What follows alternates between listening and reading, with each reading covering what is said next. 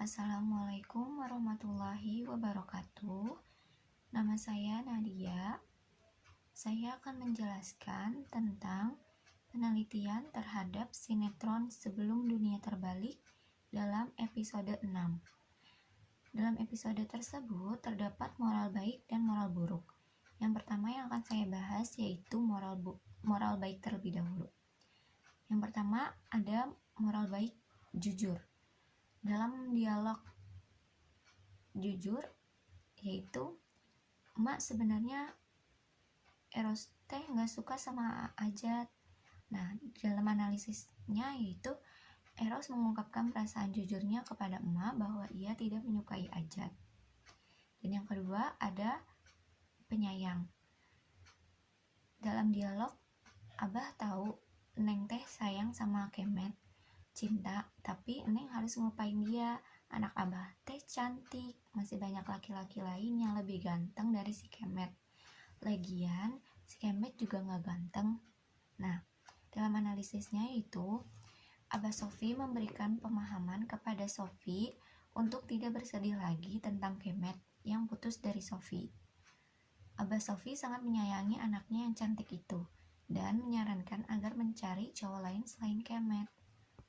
Tapi itu tergantung lagi kepada Sofi. Jadi Abah Sofi menyerahkan semua keputusannya kepada Sofi. Dan yang ketiga ada suka menolong. Nah, dalam dialognya yaitu Kemet membuat surat cinta untuk menolong Ucup dan berbicara bahwa cinta itu butuh perjuangan. Jadi dalam dialognya itu Kemet bilang kepada Ucup bahwa cinta itu butuh perjuangan. Nah, analisisnya Ucup meminta bantuan kepada Kemet untuk membuatkan surat cinta buat Iis sang pujaan hati.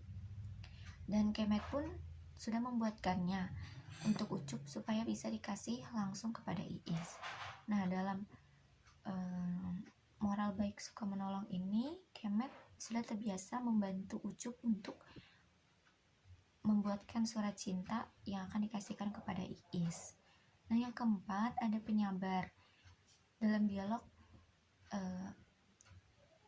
Eros berkunjung ke rumah Ajat atas permintaan emaknya. Jadi dialognya adalah emak Eros, Ros, kamu teh ke rumah Ajat ketemu orang tuanya karena kamu kan udah tadi bohong sama emak gitu. Jadi analisisnya itu Eros sempat kecewa akan orang tuanya yang ingin membalas budi kepada keluarga Ajat dengan menjodohkan Eros dengan Ajat. Namun dibalik itu Eros merupakan seseorang yang sabar karena masih bisa menuruti keinginan emaknya untuk berkunjung ke rumah Ajat. Nah, selanjutnya ada moral buruk. Dalam moral buruk itu terdapat moral bersifat sombong. Dalam dialog, masa makan kue pakai tangan kayak nggak pernah diajarin tata cara. Nah, itu analisisnya ketika berkunjung ke rumah Ajat, ibu Ajat menyediakan kue untuk Eros agar dimakan. Ketika Eros memakannya dengan tangan, ibu Ajat memberitahu bahwa makan itu harus menggunakan piring dan sendok agar bisa menyamakan keluarga mereka yang kaya.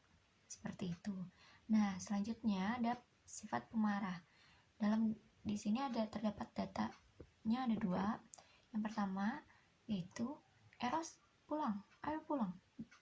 Terus habis itu si Kemet bicara, Pak gitu. Nah, langsung disanggah sama bapaknya si Eros. Nah, habis itu bapaknya bilang, jangan ikut campur kamu, ini bukan urusan kamu.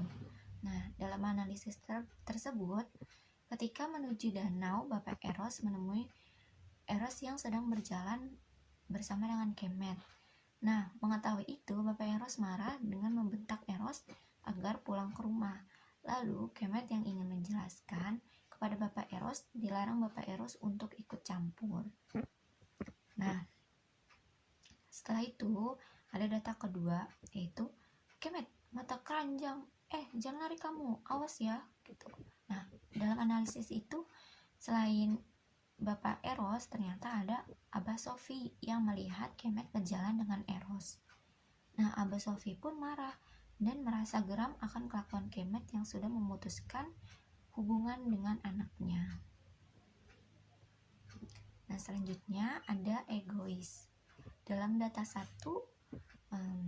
dalam dialog, apa? Enak aja kamu bilang gak suka. Kita ini udah keutangan budi banyak sama keluarga mereka. Nah, dalam analisisnya, Eros berkata jujur kepada emaknya bahwa dia sebenarnya tidak menyukai Ajat.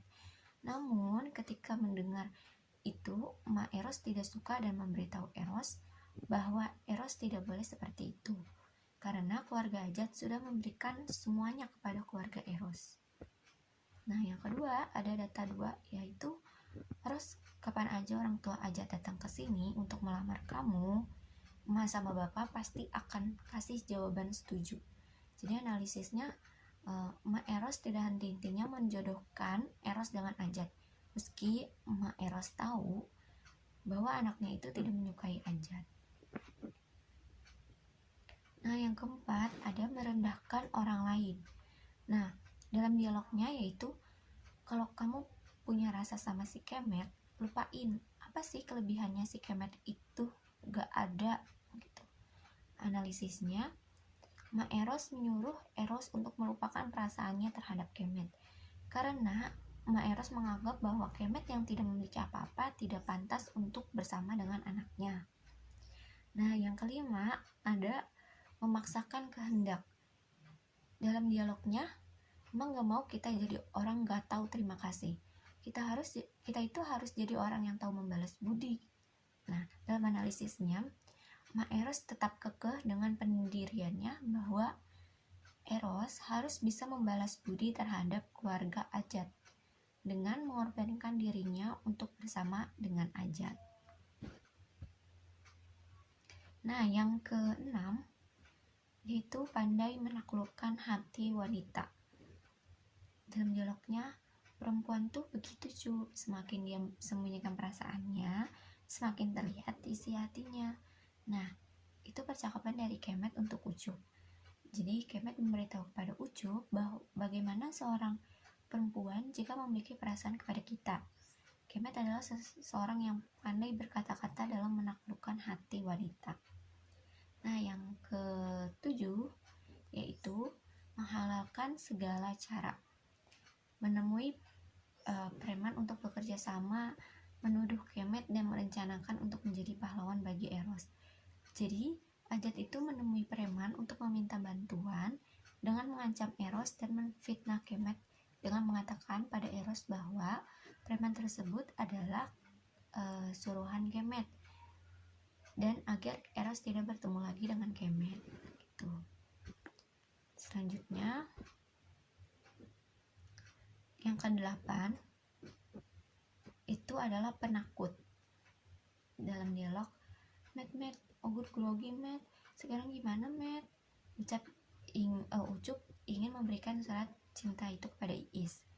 Nah, setelah dibantu Kemet dengan surat cinta, Kemet menyuruh Ucup agar memberikan surat cinta tersebut kepada Iis agar Iis mengetahui isi hati Ucup.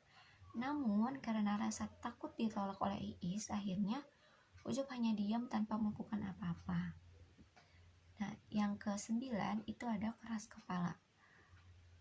Kamu teh paham sama Ajat tapi gak paham sama Eros. Nah, analisisnya itu Eros curhat dengan Emeh bahwa dia tidak menyukai Ajat dan bilang bahwa orang tuanya seakan menjual dirinya kepada keluarga Ajat. Namun, Emeh menganggap itu semua adalah rasa bentuk sayang dari Ajat untuk Eros dan juga rasa sayang orang tua Eros. Tetapi Eros malah menganggap Emeh tidak paham akan dirinya dan lebih membela Ajat dan orang tua Eros. Selanjutnya yang ke-10 ada sifat angkuh. Jadi kamu harus bisa mengatur Eros. Mana mungkin mereka mengingkar janji, mereka kan sudah kita kasih banyak uang. Nah, analisisnya Ibu Ajat menyuruh Ajat untuk bisa mengatur Eros nantinya agar dia menuruti semua perkataan Ajat dan memberitahu kepada Ajat bahwa orang tua Eros tidak akan merestui Eros dengan Kemet, karena orang tua Eros pasti menepati janji untuk membalas budi akan keluarga Ajat yang sudah memberi mereka banyak uang. Nah, selanjutnya di sini ada ulasan sinetron Sebelum Dunia Terbalik episode 6. Sinetron ini mengusung latar belakang tahun 1983. Original series Sebelum Dunia Terbalik ini mengisahkan perjalanan cinta Ustadz Kemet saat muda. Setelah menjalani lika-liku percintaan sebagai playboy di kampung Sindang, Kemet akhirnya jatuh hati ketika bertemu Eros Rosida. Nah, sederhana dari cerita ini itu tuh sederhana namun pas. Ada banyak nilai-nilai kehidupan yang disampaikan, banyak juga ide-ide cemerlang yang dituangkan dalam bentuk cerita yang seru. Nah, tokoh utama dalam sinetron ini adalah Kemet dan Eros. Dalam episode 6, cerita bermula ketika Kemet dan Eros dapat bertemu dan mengobrol tanpa halangan. Namun, itu semua tidak sesuai harapan karena Bapak Eros dan Abah Sofi bertemu dengan Kemet dan Eros yang sedang berjalan bersama. Nah, mengetahui hal tersebut, Bapak Eros marah kepada Eros dan menyuruh Eros untuk pulang. Nah, sesampainya di rumah, Eros dimarahi dan dikurung di kamar oleh emak Eros atas perintah Bapak Eros. Nah, kemudian terjadi perselisihan antara emak dan Eros tentang persoalan akan dijodohkannya Eros dengan AA Ajat untuk membalas budi keluarga Ajat yang sudah memberikan bantuan uang dan lainnya sampai Eros dapat lulus dari kursus menjahitnya. Nah, mengetahui itu, Eros amat terpukul dan bersedih karena dia tidak menyukai Ajat serta merasa bahwa dirinya telah dijual oleh orang tuanya. Nah, di sisi lain, ada Kemet yang curhat dengan teman sejatinya yaitu Ucup. Kemet merasa senang dapat mengobrol dengan Eros tanpa halangan dan merasa bahwa Eros menyukainya. Tetapi Ucup seperti bertanya-tanya tentang perasaan Eros yang sebenarnya kepada si Kemet. Dan Ucup pun meminta bantuan kepada Kemet untuk membuatkan surat cinta yang akan dikasih ke sang pujaan hati yaitu Iis. Namun Ucup tidak mempunyai mental pemberani yang berujung gagal menyatakan cintanya. Kemudian Ajat yang memiliki akal yang bulus, dia bekerja sama dengan preman untuk memfitnah Kemet dan juga mengancam Eros agar Eros bisa menjauhi Kemet, lalu dia akan menjadi pahlawan bagi Eros. Nah, sinetron yang mengusung latar belakang tahun 1983 ini dimunculkan dengan sangat apik dari mulai pakaian setiap pemainnya, suasana setting tempatnya, hingga berbagai properti 80-an yang sangat mendukung di sinetron.